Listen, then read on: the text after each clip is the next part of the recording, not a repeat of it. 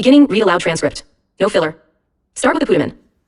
A lesion here produces contralateral hemiparesis and paresthesia. You can see gaze palsy and homonymous hemianopia. If the dominant hemisphere is involved, aphasia occurs.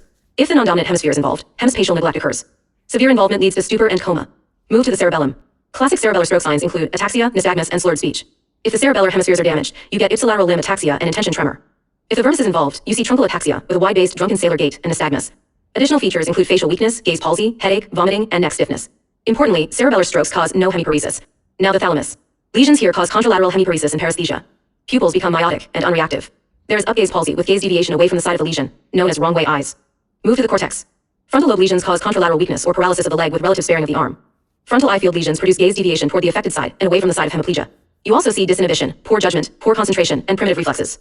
Parietal lobe lesions cause contralateral sensory loss and disorientation.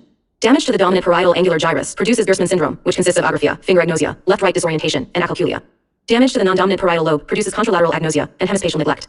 Occipital lobe strokes produce contralateral homonymous hemianopsia, often with macular sparing.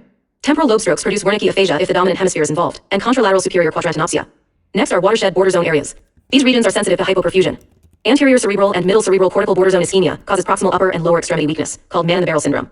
Posterior cerebral and middle cerebral cortical border zone ischemia causes visual dysfunction. Finally, the retina. Acute ischemia in the central retinal artery produces sudden, painless, unilateral loss of vision. End.